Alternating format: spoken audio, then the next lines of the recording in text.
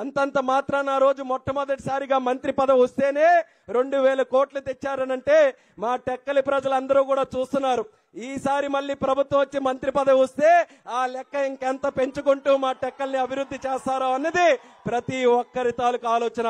అయితే ఈ రోజు లోకేష్ అన్నకి తెలియజేయాలి, నా ఎమ్మెల్యే కూడా అచ్చెన్నాయుడు గారే, నేను కూడా ఓటేసేది అచ్చెన్నాయుడు గారికే.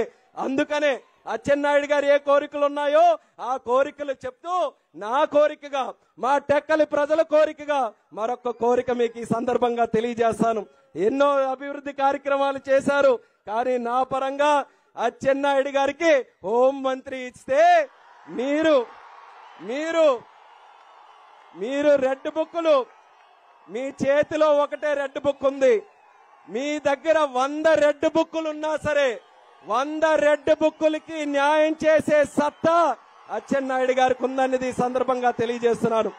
ఈ రోజు అచ్చెన్నాయుడు గారు, చంద్రబాబు నాయుడు గారు మా కుటుంబం మీద ఉన్నటువంటి అభిమానంతో, ఎర్రన్నాయుడు గారి మీద ఆయనకున్నటువంటి అపారమైనటువంటి ప్రేమతో అచ్చెన్నాయుడు గారికి రాష్ట్ర పార్టీ అధ్యక్షులుగా చేస్తే ఒక్క క్షణం కూడా వృధా చేయకుండా రాష్ట్రంలో మళ్ళీ చంద్రబాబు నాయుడు గారిని ముఖ్యమంత్రిగా చేయడానికి అహర్నిశలు కూడా ఆయన కృషి చేస్తున్నారు. ఎంత పెద్ద ఎత్తున ఆయన త్యాగాలు ఎన్ని చేసి ఈ రాష్ట్రంలో మళ్ళీ తెలుగుదేశం పార్టీ జెండాని రెపరెపలాడాలన్నది ఎంత గట్టిగా కష్టపడుతున్నారో టెక్కలి ప్రజలుగా, ఆయన కుటుంబ సభ్యుడిగా మా అందరికీ కూడా తెలుసు.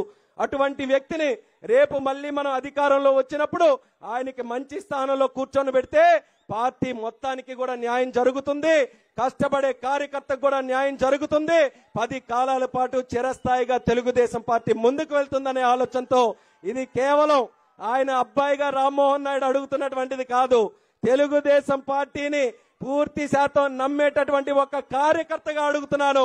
అచ్చెన్నాయుడు గారికి రేపు ఆ పదవి మీరు ఇప్పించాల్సినటువంటి బాధ్యత తీసుకోవాలని కూడా ఈ సందర్భంగా తెలియజేస్తున్నాను. అలాగే టెక్కలి నియోజకవర్గంలో ఈరోజు సాగునీరు గురించి గాని, త్రాగునీరు గురించి గాని అచ్చెన్నాయుడు గారు చాలా స్పష్టంగా ఆ డిమాండ్స్ కూడా పెట్టడం జరిగింది. మరొకటి మనం దృష్టి పెట్టాల్సినటువంటిది, వలసల జిల్లాగా అందరూ అంటున్నారు ఈ శ్రీకాకుళం జిల్లా. చాలా కాలం అయిపోయింది, అది మంచిగా అంటున్నారో చెడుకు అంటున్నారో కానీ ఆ పేరు మాత్రం మరి ఇంకా మనం పడలేం. ఈసారి తెలుగుదేశం పార్టీ వచ్చిన తర్వాత అప్పుడు చంద్రబాబు నాయుడు గారు ఏ రకంగా విజన్ 2020తో హైదరాబాద్ కి శ్రీకారం చుట్టి బ్రహ్మాండంగా డెవలప్ చేశారో, శ్రీకాకుళాన్ని తలరాత మార్చే శక్తి కూడా అదే చంద్రబాబు నాయుడు గారికి ఉంది. కాబట్టి మళ్ళీ ఒక ప్రత్యేకమైనటువంటి విజన్ తో శ్రీకాకుళం జిల్లా అంటే ఇక్కడ నుంచి వలసలు వెళ్లే జిల్లా కాదు, ఇతర ప్రాంతాల నుంచి వలసలు వచ్చి పని చేసుకునే జిల్లా ఈ శ్రీకాకుళం జిల్లాగా తయారు చేయాల్సిన బాధ్యత మన అందరి మీద ఉంది. దానికి నేను కూడా సంపూర్ణంగా కృషి చేస్తాను. మాకు మీ అండదండలు అందించాలని లోకేష్ అన్న గారికి మీ ద్వారా చంద్రబాబు నాయుడు గారికి సందర్భంగా తెలియజేస్తున్నాను.